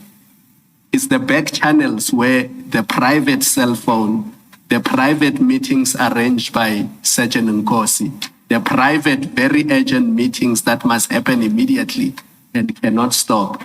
Those are the back channels that concern me. Because this is a Tshwane issue, it's an internal issue, it's an issue between colleagues who can send each other emails and does not need the involvement of Nkosi at all. Because these are now year-end issues. Commissioner, if I can comment, modes of communication, there's different forms which I accepted. There was nothing untoward by me requesting his cell phone details and calling him. The area of concern is indeed that I first request Sergeant Nkosi to do that on my behalf. I concede and I do correct myself and I get his details directly. So there's nothing untoward with utilizing a cell phone mode of communication to relay a message to a colleague. It happens all the time. It happens between me and the city manager, the deputy mayor, all the time. It's a mode of communication that we might utilize. Further to that, even utilizing a private a landline number. My PA takes all my calls. I don't even have a landline number in my office. They're all redirected to my PA to handle because that phone constantly goes off the hook. So I couldn't have utilized that. And I preferred cell phone related communication because it would transmit the matter faster. It would help me to clarify any concerns from the deputy chief immediately rather than waiting for an email communication, which he might claim, I did not see this, I only saw this the next day. So I used the cell phone mode of communication, not as a mechanism of hiding anything or doing anything illicit. It was a faster way for me to convey the message and to address any concerns that might arise. Okay. And the reason I'm mentioning this, so that you understand why I'm mentioning it, it's because of everything Sergeant Nkosi has been doing.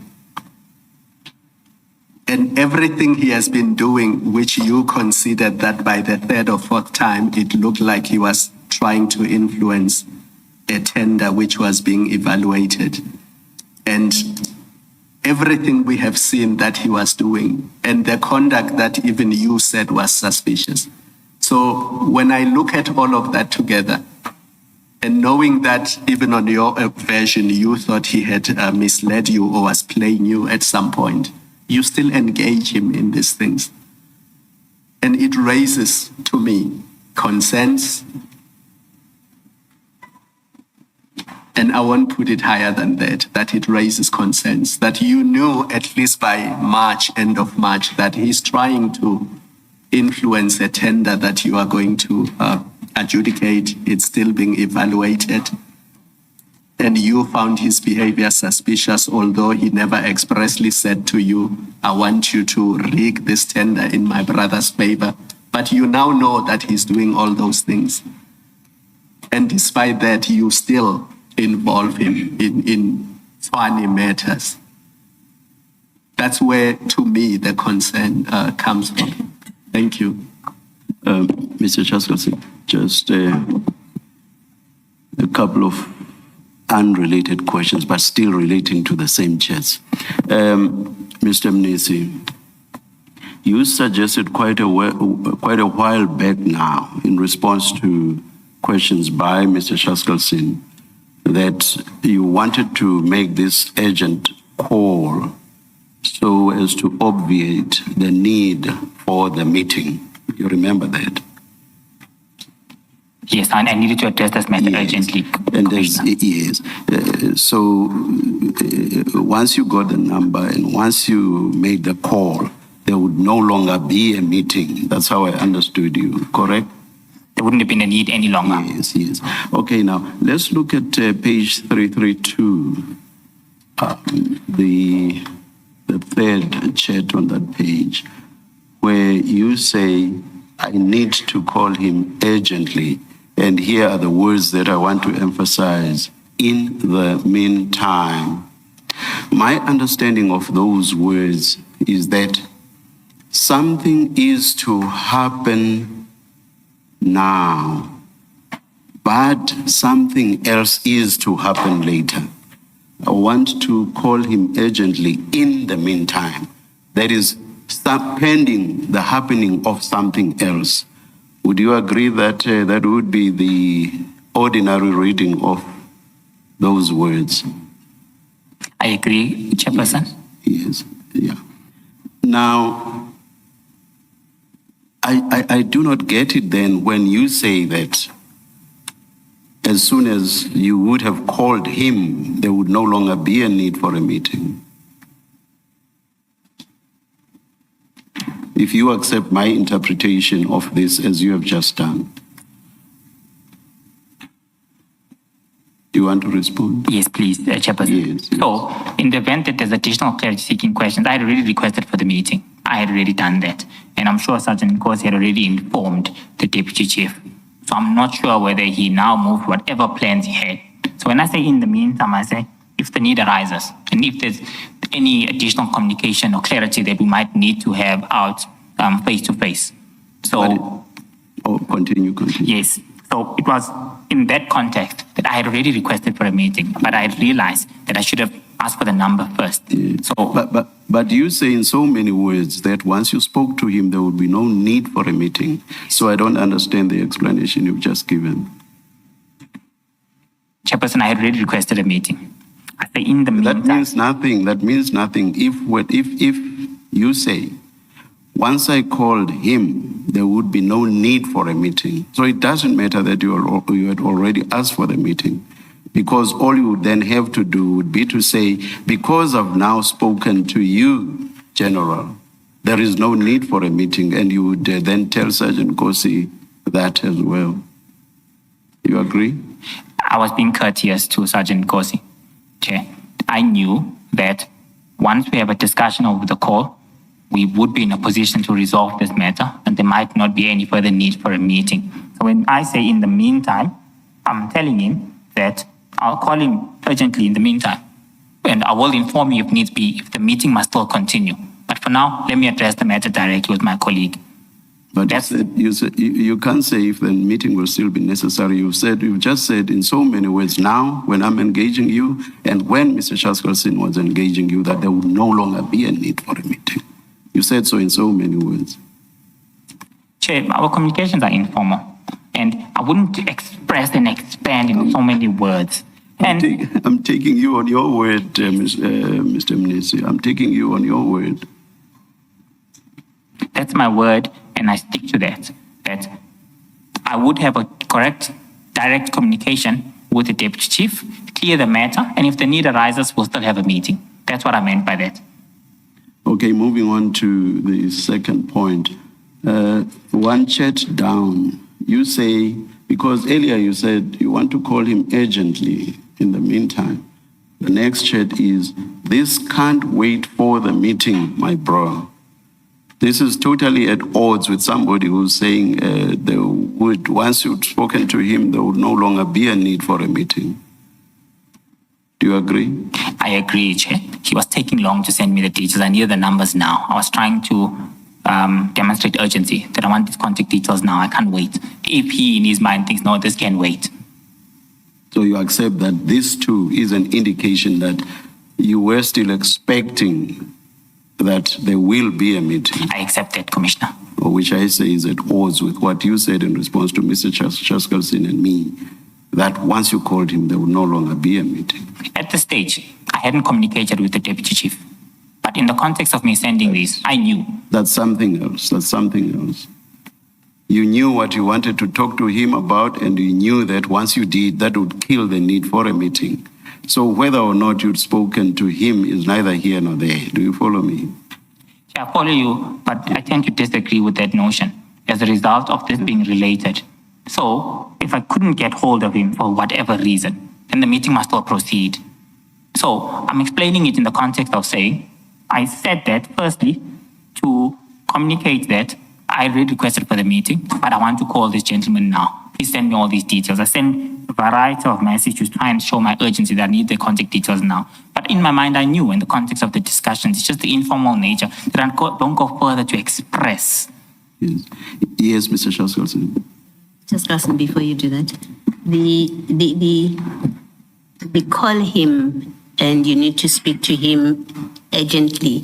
Was that precipitated by this termination letter, when you received the termination letter? Is that what triggered the request to make a call? In conjunction, or the need to make a call? Yes, in conjunction with ensuring that all invoices and account payables are dealt with accordingly. Yeah. So the sequence of these texts here is you first ask for a meeting. That's where you say we need to have a discussion with him. So all three of you, I accept that the use of we here is not what you've told us earlier, which is it was a reference to just the other party alone. You were all going to meet, all three of you, and then he says, I will call him, and then you get the termination letter. So the meeting was always on schedule, according to you. The meeting was going to happen. Then you get the termination letter, and then you then say, call him, and that follows with the urgently. I found him, what time do you want to meet? And then you say, I need to call him urgently. So whatever you tell us, you've testified you are going to discuss with General Dlamini, it appears on the sequence of these WhatsApp messages that the telephone call, this urgent telephone call, was going to be a different discussion, or in addition to the meeting, in fact, because the meeting was with you, Dlamini, and Sergeant Nkosi. And the meeting was not precipitated by the termination letter according to the sequence of these WhatsApp messages. I say this to conclude that it seems that you were going to meet anyway. You just needed to deal with something urgently with him, but you were still going to have that 3-person meeting that you've asked for. Am I correct that that's what it looks like? Commissioner, I respectfully disagree with you. The purpose of me requesting this engagement from the beginning was in terms of discussing the termination letter. The reason I send it is for General Dlamini to be aware of what the content of the discussion will be about.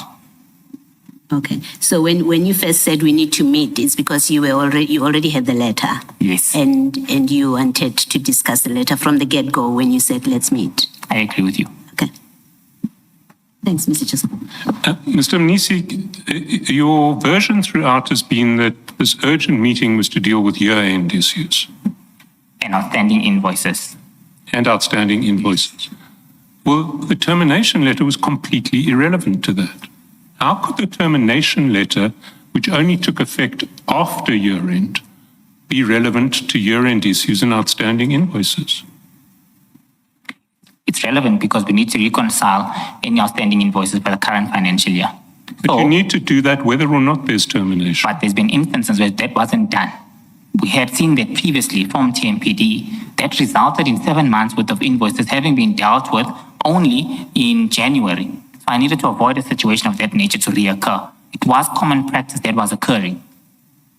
If there was no termination letter, you'd be faced with exactly the same problem.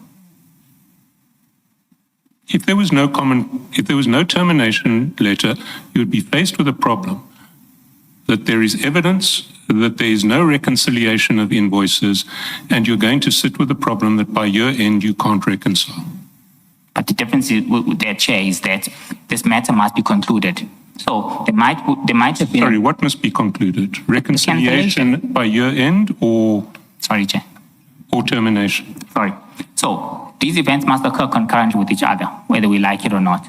In this instance, first... Sorry, what events? Please be clear now. I'm trying to work out what your version means, because I can make no sense of it at all.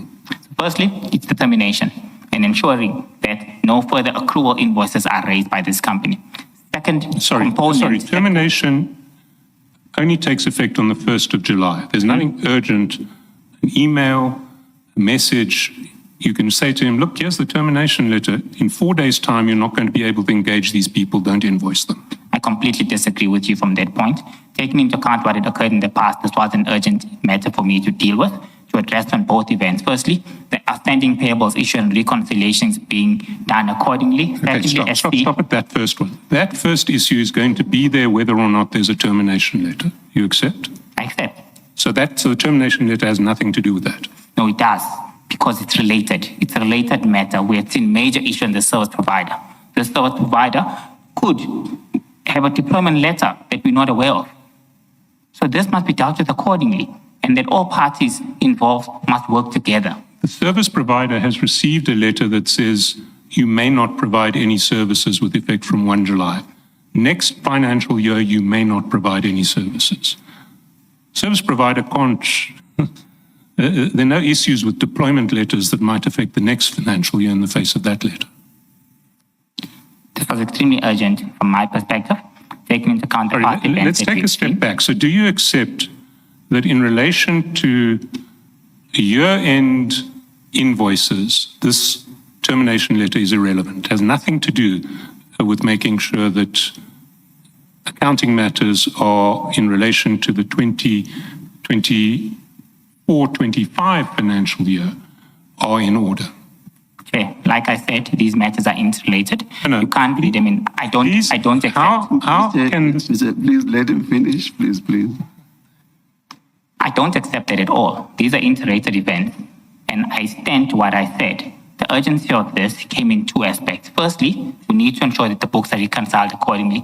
Secondly, we need to ensure that this issue desists from reoccurring, completely moving forward. So the termination letter triggered my concern from the past events that we had seen and that were evident on board. So it was relevant for me to have a discussion on both matters to finally get this matter to rest. You were part of the committee that took the decision that gave rise to the termination letter. Yes. So you were aware of those issues for months before. So you could have anticipated that in relation to the reconciliation of invoices for the 24-25 financial year, there may be a problem given the track record of the department and Gubis. Why did it only occur to you that this might be a problem when you see a termination letter on the 26th of June? Termination letter triggered that, Chair.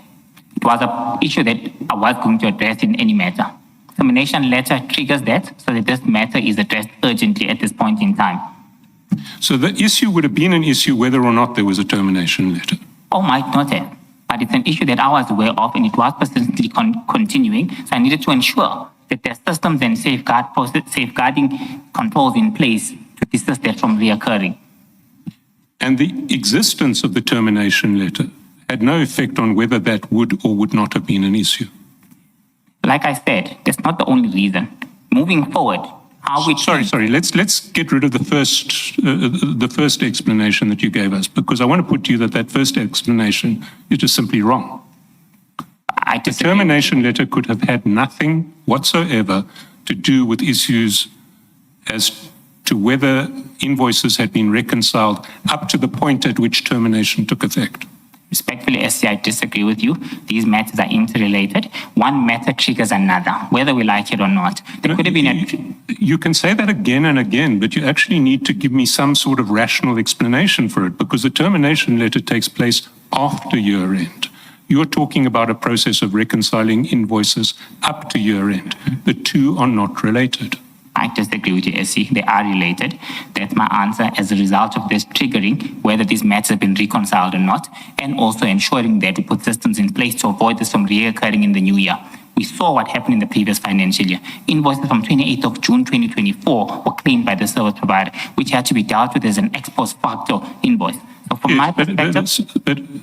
But if we're talking about invoices from a year and a month previously, that's not going to be affected by termination. That is a problem that exists whether or not termination has taken place. You understand that? I understand that, and I've given my answer on the urgency of this matter and what triggered both processes. And I think from my perspective, there was an urgent matter that I needed to deal with speed. It was also implemented by that. It's year end now. Further to that, moving forward, there must be systems to deal with this matter. It was an urgent matter from my perspective. So I want to put to you that your evidence is false and that one of two propositions must be the correct state of affairs. Either the urgency had nothing to do with the termination, or the urgency did have something to do with the termination, but it had something that you're not telling us about. I respectfully disagree with you on that proposition. I am giving evidence from an objective perspective. I am telling the truth to the Commission. The purpose of this engagement was in reference to dealing with matters that I just raised. Firstly, year-end processes ensuring account payables are in place. Secondly, ensuring that this matter does not reoccur in the near future, as depicted by the sequence of events and the urgency of me actually wanting his contact details so I can further have discussions with him directly. But Mr. Mnisi, what's the happening or not happening of something in the future? What's it got to do with the financial year end of 2025? Well, what's the connection between the two? The future in the context of that financial year would obviously be something starting from the next financial year onwards. So what's that got to do with the end of this financial year? I just do not understand you. Firstly, Commissioner. I hope you are not going to repeat the same thing you've been repeating to Mr. Shaskalsin. I hope you're going to give a new explanation. I'm going to give you a true explanation of what occurred from my recollection and what happened on this event. Chairperson, risk management processes have dictated that there's a failure within the internal controls around this process. I will not repeat. We've already discussed it and we've seen the evidence towards that. Secondly, I am a proactive individual in terms of managing risk and mitigating measures from reoccurring in the near future. So I don't just look at matters. What's your near future? What's your near future? The new Is it- financial year. Is it from 1st July onwards? The new financial year and to put safeguards in place from the beginning. That's my proactive thinking in terms of addressing this matter and mitigating it from reoccurring in the near future. I had to deal with it. Firstly, I assessed the risk management processes. There were severe issues that were reoccurring. Evident we've seen that. Secondly, let's be proactive and stop this so that everyone is on the same state of mind. From my perspective, that was urgent. What exactly would you have had to say in your year-end report about this matter? At least in this context, with the exception of saying this has been terminated. Chair, the first aspect. I know you would have had to give a history, this and that and that and that happened leading to the termination. But my understanding is that you wanted to talk to the general about the termination, correct? Correct. Now, what's the agency in that in relation to the financial year end? What's the agency? If all that you want to talk to him about is the cancellation, that's my difficulty. Especially regard being heard, and Mr. Shaskalsin has said this repeatedly, regard being heard to the fact that that cancellation was only going to take effect from the 1st of July. So telling the general that there has been a termination or discussing that termination with him, what's that got to do with you finalizing your report for purposes of the financial year end? What you've said thus far just does not make sense at all. Yes? Chairperson, with all due respect, this is what occurred, and I am giving evidence to the Commission that the purpose of me having a discussion with Deputy Chief was in relation to ensure that, firstly, account payables are recorded accordingly to avoid What account payables, the creditors, that if there's any matters outstanding, reconciliations must be done accordingly. So that our books are relating to complete. which financial year? The financial year that was closing, which was the 30th of June 2025. Further to that, determination moving forward and that the matter has been closed, that was urgent for me. I needed to address that. I saw that as something that's pertinent for me to have a face-to-face discussion with the general in order to avoid anyone saying anything else. We've seen in other chats that the general, between himself, what was presented to me, it's something that said Mfowethu is okay that, which I hadn't. I needed to ensure that I have a direct communication with him and I outlined this in full so that this matter is closed completely. And on something you consider to be that urgent, you don't get the number directly from within the system and you want it from Sergeant Nkosi. It was easier. He had it readily available. And your PA could not easily have gotten it for you. I chose to ask it from Sergeant Nkosi. I could have asked it from my PA, would have phoned his PA, would have first asked for permission, would have been easier for me to Sergeant Nkosi. On these chats, how long did it take him to give you the number? Just going to page 331.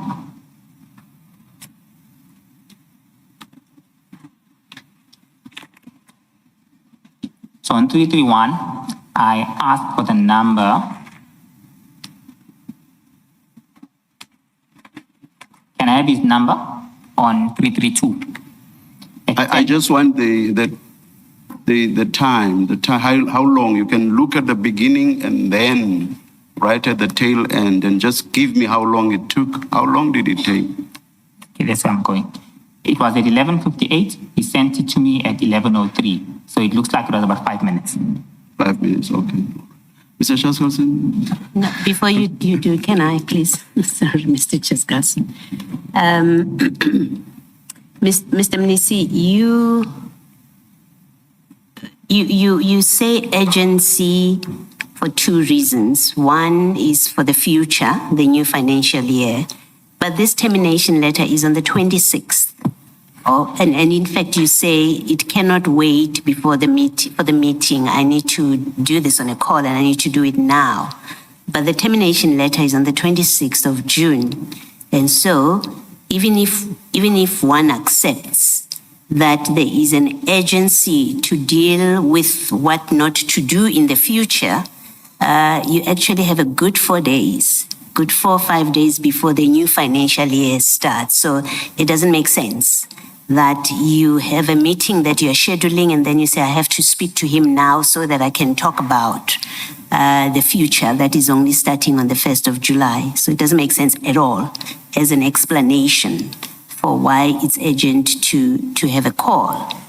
Similarly, the reconciling of the previous years or the ending year payments, invoices, and purchase orders, it doesn't make sense because you have 4 days before the year closes. But the close of the year doesn't mean come the 30th, all your documents and everything are in. It's a process that continues to run as you prepare your documents. I see you nodding. I think you agree with me. I agree with you. That it's a process in itself.